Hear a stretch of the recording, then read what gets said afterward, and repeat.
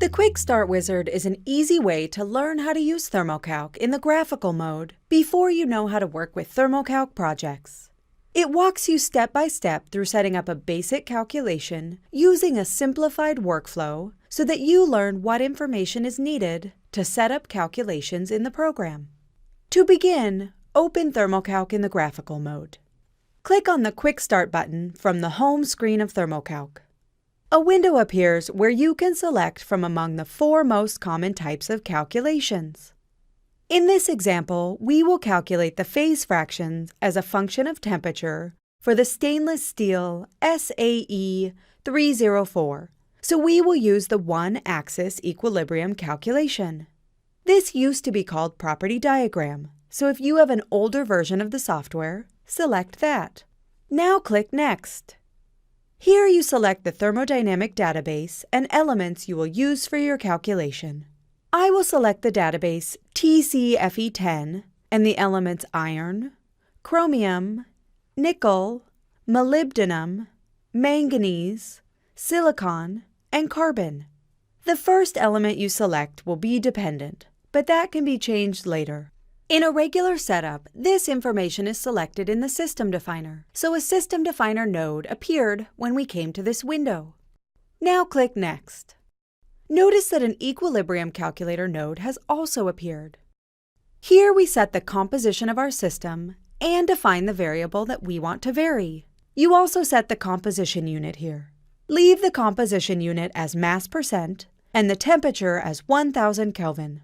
Notice that iron is grayed out. That's because it's dependent and cannot be changed. But if you delete the value of chromium, for example, iron is no longer dependent and can be given a value.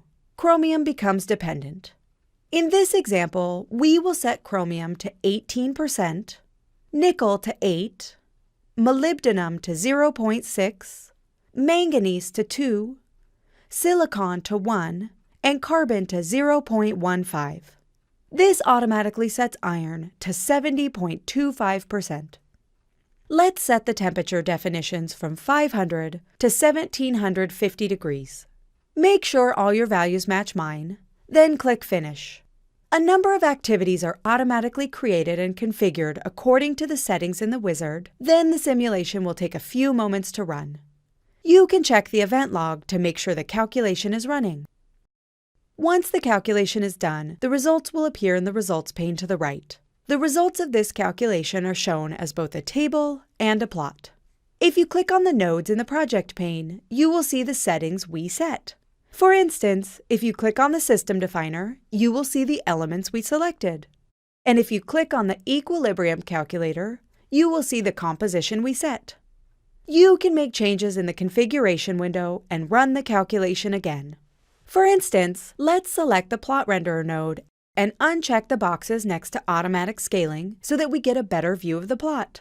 Change the upper limit of the y-axis to 1.1, then select Perform at the bottom center of the program. This plot shows the mole fraction of the phases formed under equilibrium conditions at the defined temperatures.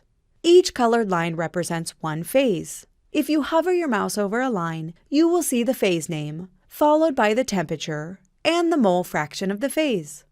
The plot also gives phase transformation temperatures, so you can see the stability windows of different phases. For instance, you can see the ferrite stability window from about 1520 degrees to about 1730 degrees.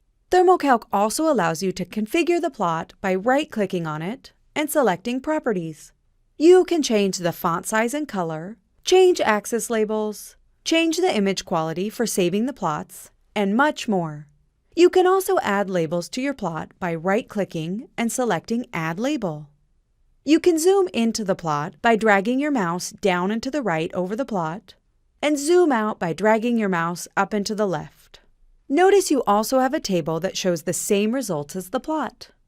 Both the table and the plot can be exported in various formats. Simply right-click over either, select Save As, and choose the format you prefer.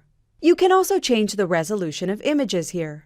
Any labels you added to the plot will be saved in the images you save.